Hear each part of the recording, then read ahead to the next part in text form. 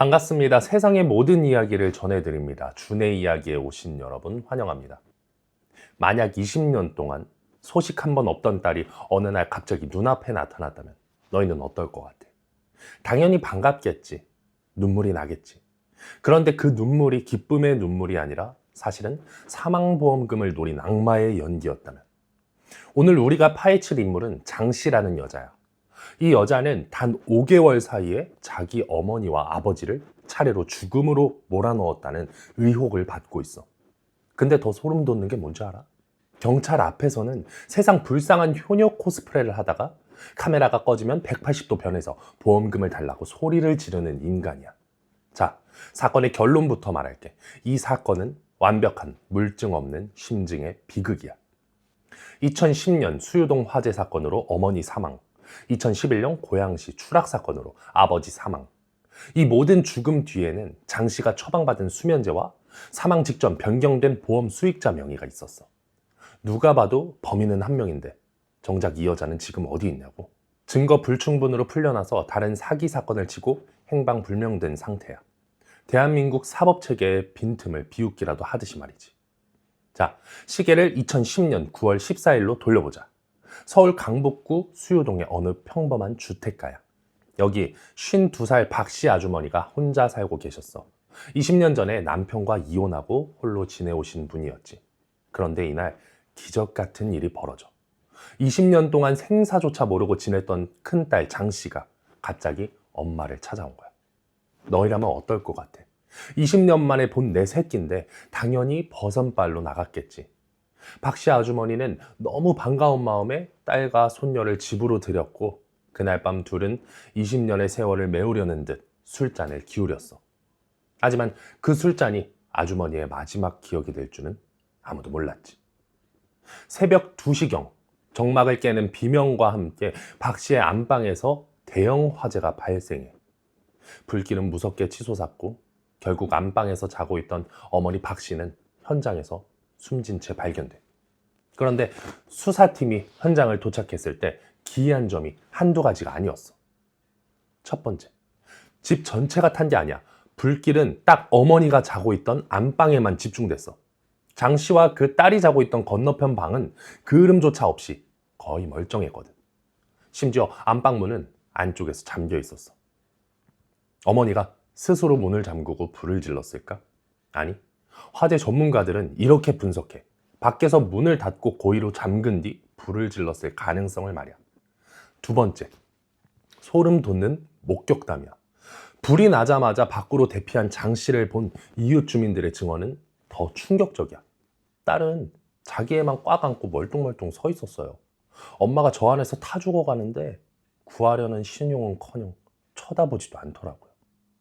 그러다가 경찰차와 구급차가 도착하니까 어떻게 됐게? 갑자기 땅을 치며 통곡하기 시작해. 우리 엄마 좀 살려달라고. 방금 전까지 무표정하던 여자가 180도 바뀌어서 오열하는 그 모습. 이게 과연 슬픔이었을까? 연기였을까? 세 번째야. 장 씨는 경찰 조사에서 이렇게 말해. 엄마가 평소에 먹던 수면제를 술이랑 같이 드셔서 못 나오신 것 같아요. 근데 이거 생구라야. 조사 결과를 보면은 어머니 박 씨는 평생 수면제를 처방받은 기록이 단 한 건도 없었어. 대신 사망한 박 씨의 몸에서 검출된 성분은 정확히 딸 장 씨가 처방받았던 수면제와 일치했지. 자기가 처방받은 약을 엄마 술잔에 몰래 탔다는 강력한 증거야. 왜 그랬냐고? 뻔하지. 돈이야. 어머니가 가입했던 화재보험, 그 수익자가 누구였겠어? 바로 딸 장 씨였어. 어머니의 목숨값으로 책정된 1억 원. 장 씨는 보험사와 딜을 해서 7천만 원을 챙겨가. 20년 만에 나타난 목적이 엄마가 아니라 엄마의 보험금이었다는 사실이 드러나는 순간이지. 하지만 이거는 시작에 불과해. 어머니의 장례를 치른 지 불과 5개월 뒤에 이번엔 아버지가 타겟이 되거든. 자, 어머니가 돌아가시고 딱 5개월이 지났어. 2011년 2월 26일 새벽 2시. 이번 장소는 경기도 고양시에 있는 장 씨의 아파트야. 여기에 장 씨의 아버지가 머물고 계셨어. 당시 아버지는 폐암 4기에 뇌종양 수술까지 받아서 혼자서는 거동조차 힘든 상태였지. 근데 왜 병원이 아니라 딸의 집에 있었을까? 그날은 바로 장 씨의 여동생, 즉 둘째 딸의 결혼식 날이었거든. 아버지는 아픈 몸을 이끌고 막내딸 결혼식에 가려고 큰딸 집을 찾은 거야. 자식의 축복을 보러 온 아버지가 그날 밤 차가운 아파트 바닥에서 시신으로 발견돼. 경찰이 출동했을 때 장 씨는 이렇게 말했어. 아버지가 뇌수술 때문에 담배를 오래 못 피우셨거든요. 간만에 담배 한 대 피우시려고 베란다에 나갔다가 현기증 때문에 떨어지신 것 같아요. 언뜻 들으면 그럴싸하지. 하지만 팩트는 달라. 당시 아버지는 폐암 수술 직후라서 숨 쉬는 것도 버거워하셨어. 그런 분이 그 높은 아파트 베란다 난간을 그냥 혼자 힘으로 넘는다? 하물며 암투병 중인 노인이고 다음날 작은 딸의 결혼식이 있는 상황에서 이거는 아니라고 봐. 여기서 소름 돋는 팩트 하나를 더 알려줄게. 아버지가 돌아가시기 딱 10일 전 장 씨 아버지의 사망보험금 수익자가 바뀌어. 원래는 10년 동안 아버지를 지극정성으로 간호했던 동거녀였거든. 근데 갑자기 딸 장 씨로 변경된 거야. 동거녀 말로는 장 씨가 내가 큰 딸인데 아빠 마지막은 내가 모셔야지 이러면서 억지로 데려갔다는 거야. 10일 뒤에 벌어질 일을 미리 알고 있었던 것처럼 말이지. 아버지가 돌아가시자마자 장 씨가 제일 먼저 한 일이 뭘까? 슬퍼하는 거? 아니. 보험사에 전화해서 보험금 1억 5천만 원을 빨리 내놓으라는 독촉 전화를 하는 거였어. 근데 보험사가 바보도 아니잖아. 5개월 사이에 부모가 둘 다 사고로 죽고 수익자가 장 씨다? 이건 100% 의심스럽지. 보험사가 조사를 시작하면서 지급을 거부하니까 장 씨가 어떻게 했게? 전화기에 대고 입에 담지도 못할 욕설을 퍼붓고 보험사까지 찾아가서 행패를 부려. 아버지를 잃은 딸의 슬픔은 눈 씻고 찾아봐도 없었던 거지. 오로지 내 돈이 사라질까봐 전전긍긍하는 괴물만 있었을 뿐이야. 여기서 소름 돋는 거 더 하나. 장 씨가 왜 이렇게 돈에 미쳐 있었냐고. 조사해 보니까 당시 장 씨는 주식에 실패해서 사채빚만 1억 5천만 원이 넘었어. 어머니 목숨값 7천만 원으로는 부족했던 거야. 결국 그 모자란 돈을 채우기 위해 이번에는 아픈 아버지를 베란다 밖으로 밀어버렸다는 합리적 의심이 들 수밖에 없는 거지. 자, 그렇게 1년이 지났어. 장 씨는 경찰 수사를 피해 잠적했고 사람들의 기억 속에서는 잊히는 듯 했지. 그런데 2012년 10월 SBS 궁금한 이야기 Y에서 이 제작진이 여자를 기어코 찾아내. 처음에 남편 뒤에 숨어서 취재를 거부하던 장 씨. 그런데 갑자기 태도를 바꿔서 카메라 앞에 나타나. 왜 그랬을까? 자기가 진짜 피해자라고 주장하고 싶었던 거야. 하지만 카메라 앞에 선 장 씨의 모습은 너무나 충격적이었어. 너무 차분하고 억울해 죽겠다는 표정뿐이었거든. 경찰이 나를 범인으로 몰아서 내 인생이 망가졌다. 엄마 보험금? 나 그런 거 구경도 못 해봤다. 아빠? 동거녀가 버린 아빠를 내가 거둔 죄밖에 없다. 자기가 부모를 죽였다는 의혹을 받는 와중에 오히려 경찰과 보험사가 자기 돈을 가로채려 한다며 피해자 코스프레를 시작한 거지. 하지만 베테랑 제작진은 호락호락하지 않았어. 장 씨의 말이 앞뒤가 안 맞는다는 걸 간파하고 아주 영리하게 덫을 놓지. 장 씨가 우리 엄마는 화재보험 같은 거 든 적도 없다라고 딱 잡아떼니까 제작진이 아주 자연스럽게 슬쩍 질문을 던져. 아, 그럼 화재보험사 쪽에서는 의혹 같은 거 안 가졌나요? 아니요. 화재보험 쪽은 의심 없이 바로 보험금 지급해 주더라고요. 들었지? 방금 전까지 엄마는 보험 든 적도 없다고 말했어. 근데 화재보험금은 의심 없이 바로 나왔다고 본인 입으로 자백을 해버린 거야. 1초 만에 자기 거짓말에 자기가 걸려 넘어진 거지. 이때 장 씨의 눈동자가 흔들리는 그 찰나의 순간.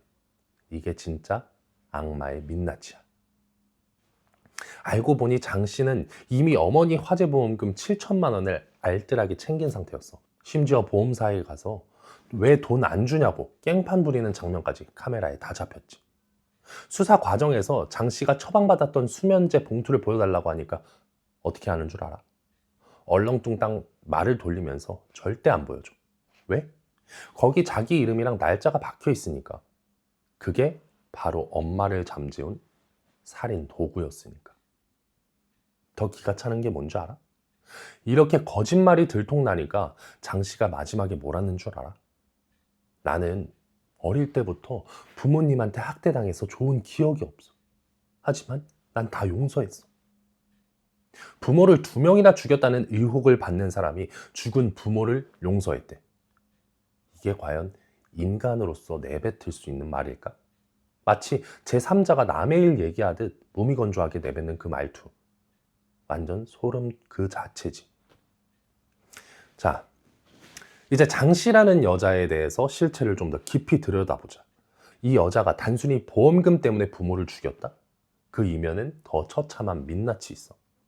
장 씨는 주식 투자에 눈이 멀어서 빚만 1억 5천만 원을 갖고 있었어.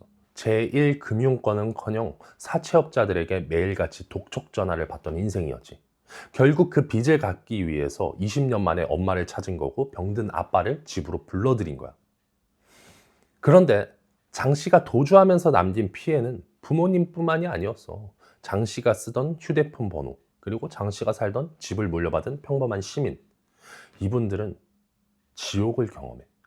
매일같이 사채업자들이 전화를 걸고 욕설을 퍼붓고 집 앞으로 찾아와서 행패를 부려. 고지서 독촉장은 산더미처럼 쌓이고 장 씨는 이미 도망간 상태인데 그 이름만 남아서 생판 남들의 일상을 짓밟고 있었던 거지. 경찰도 바보는 아니었어. 장 씨를 유력한 용의자로 보고 구속영장을 신청했지. 그런데 법원이 뭐라고 했게? 직접적인 물증이 부족하다. 화재 현장은 이미 치워졌고 아버지가 베란다에서 밀렸다는 결정적인 목격자가 없다는 게 이유였어. 결국 장 씨는 불구속 상태로 풀려났고 그 길로 안개처럼 사라져버렸어. 지금 장 씨는 어디 있을까? 이후 또 다른 지역에서 또 다른 사기 사건으로 용의자로 지명수배됐지만 지금까지 행방불명 상태야. 자신의 부모를 제물로 삼아서 빚을 갚으려고 했던 그 여자가 지금도 우리 곁에 어딘가에서 다른 사람의 명의로 숨쉬고 있을지도 모른다는 거지.